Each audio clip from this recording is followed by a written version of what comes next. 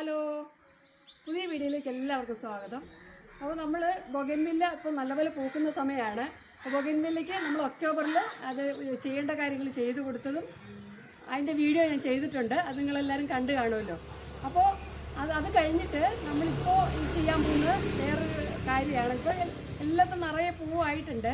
ഇനി ചെയ്യാൻ പോകുന്നത് നമ്മൾ സാധാരണ നമ്മുടെ വീട്ടിലുള്ള, അതായത് ബൊഗൻവില്ല നിറയെ പൂക്കാനും ഒക്കെ വേണ്ടി നമ്മുടെ വീട്ടിലുള്ള ഒരു സാധനം മാത്രം ഉപയോഗിച്ച് ഒരു വളപ്രയോഗം, പൂക്കാനുള്ള ഒരു വളപ്രയോഗമാണ് ചെയ്യുന്നത്. അത് വേറെ ഒന്നുമല്ല, വിനാഗിരിയാണ് കേട്ടോ. ഒരല്പം വിനാഗിരി കൊണ്ട് നമുക്ക് നമ്മുടെ ബൊഗൻവില്ല നിറയെ പൂക്കുന്ന നമുക്കൊന്ന് കാണാം. അപ്പോൾ എല്ലാ ചെടികളിലും പൂവുണ്ടായിട്ടുണ്ട്. ഇതിന് ഒരു മാസത്തിലൊരിക്കൽ 19 വെള്ളത്തിൽ 1 ലിറ്റർ വെള്ളത്തിൽ 3 ഗ്രാം ഇട്ടിട്ട് കലക്കിയിട്ട് ചുവട്ടിലൊഴിച്ച് കൊടുക്കാറുണ്ട്. പിന്നെ എന്താ കേട്ടോ, കുറച്ചൊക്കെ പൂക്കളില്ലാത്ത ഭാഗത്ത് അവിടെ എന്ന് വെച്ചാൽ നല്ലപോലെ സൺലൈറ്റ് കിട്ടുന്നില്ല, അതുകൊണ്ടാണ് കേട്ടോ. നല്ല സൺലൈറ്റ് കിട്ടിയാൽ മാത്രമേ ഇത് നന്നായിട്ട് പൂക്കുള്ളൂ. ഉണ്ട്, എന്നാലും ചില ചെടികളിൽ മാത്രം കുറച്ച് പൂക്കൾ കുറവുണ്ട്.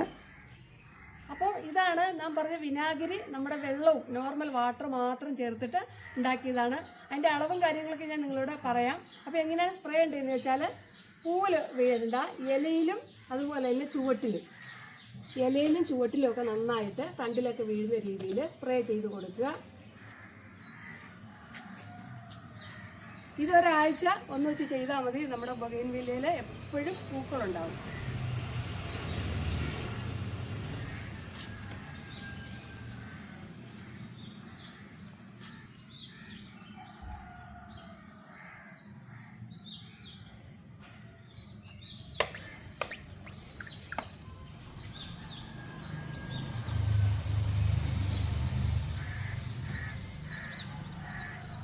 അതായത് ഈ ബൊഗൻവില്ലയ്ക്ക് എപ്പോഴും ഇഷ്ടമുള്ളത് അസിഡിക് ആയിട്ടുള്ള മണ്ണാണ് കേട്ടോ. അപ്പോൾ അസിഡിറ്റി കൂടുതലുള്ള മണ്ണാണ് എപ്പോഴും ബൊഗൻവില്ലയ്ക്ക് നല്ലത്. വേറൊരു പ്ലാന്റ് കൂടെ ഉണ്ട്, അസിഡിറ്റി ഉണ്ടെങ്കിൽ നന്നായിട്ട് വളർന്ന പ്ലാന്റ്. അത് നമ്മുടെ ഹൈഡ്രാഞ്ചിയാണ് കേട്ടോ. ഇനി വേറെ ഏതെങ്കിലും പ്ലാന്റ് ഉണ്ടെങ്കിൽ നിങ്ങളൊന്ന് കമൻറ്റ് ചെയ്യണേ. ഇതുപോലെ അസിഡിറ്റി ഇഷ്ടപ്പെടുന്ന പ്ലാന്റ് ഉണ്ടെങ്കിൽ നിങ്ങളൊന്ന് കമൻറ്റ് ചെയ്യണേ. കണ്ടോ, ഇതിലൊക്കെ നിറയെ പൂക്കളായിട്ടുണ്ട്, നല്ല ഭംഗിയുള്ള. ഇതെല്ലാം ഹൈബ്രിഡാണ്. ഇതിന് പൂ കുറവാണ്, നമുക്കപ്പോൾ ഇത്തിരി കൂടുതൽ അടിച്ചു കൊടുക്കാം. ഇലയിലൊക്കെ നന്നായിട്ട് വീഴുന്ന രീതിയിൽ അടിച്ചു കൊടുക്കാം.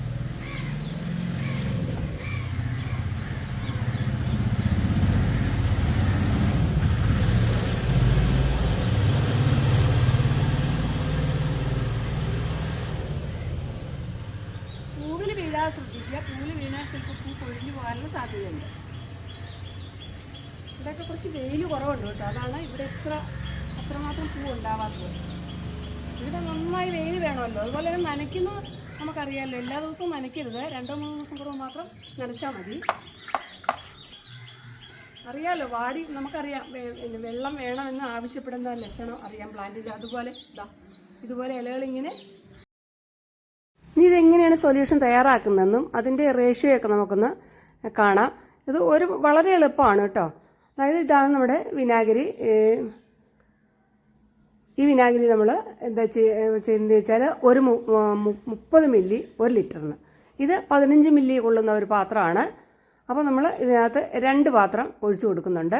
കൂടി പോകണ്ട കേട്ടോ. 1 ലിറ്റർ വെള്ളത്തിന് 30 മില്ലി എടുത്താൽ മതി. ഇപ്പോൾ 30 മില്ലി എടുത്തിട്ടുണ്ട്. ഇനി നമുക്കതിനകത്ത് ആദ്യം ഒന്ന് കുറച്ച് വെള്ളം ചേർത്ത് നല്ലപോലെ ഒന്ന് മിക്സ് ചെയ്യണം. നമ്മളിപ്പോൾ ഇതിനകത്തേക്ക് നേരിട്ട് വെള്ളം ഒഴിച്ച് മിക്സ് ആയാലും ശരിക്കും മിക്സ് ആവില്ല. അതുകൊണ്ട് നിറയ്ക്കാതെ ആദ്യം ഒന്ന് കുറച്ചെടുത്തിട്ട് ഒന്ന് നന്നായിട്ട് കുലുക്കി മിക്സ് ചെയ്തതിന് ശേഷം ബാക്കി വെള്ളം കൂടെ ചേർത്തിട്ട് അത് സ്പ്രേ ചെയ്ത് കൊടുത്താൽ മതി.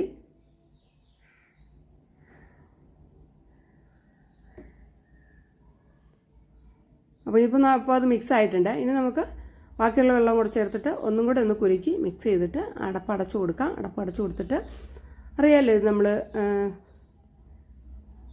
പമ്പ് ചെയ്തിട്ട് വേണം സ്പ്രേ ചെയ്യാനായിട്ട്.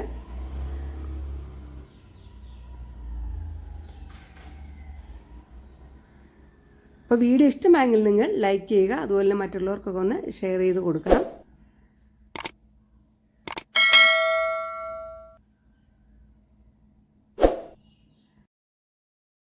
എൻ്റെ ചാനൽ ആദ്യമായിട്ട് കാണുന്നവരാണെങ്കിൽ ഒന്ന് സബ്സ്ക്രൈബ് ചെയ്ത് സപ്പോർട്ട് ചെയ്യണേ. സബ്സ്ക്രൈബ് ചെയ്യുമ്പോൾ ബെല്ലൈക്കൺ എനേബിൾ ചെയ്ത് ഓൾ എന്ന ഓപ്ഷൻ ഒന്ന് സെലക്ട് ചെയ്യണം. അപ്പോൾ ഞാനിടുന്ന വീഡിയോസിൻ്റെ നോട്ടിഫിക്കേഷൻ നിങ്ങൾക്ക് അപ്പോൾ ലഭിക്കുന്നതായിരിക്കും. ഫേസ്ബുക്ക് പേജും ഇൻസ്റ്റാ പേജും ഫോളോ ചെയ്യാത്തവർ ഒന്ന് ഫോളോ ചെയ്യണേ.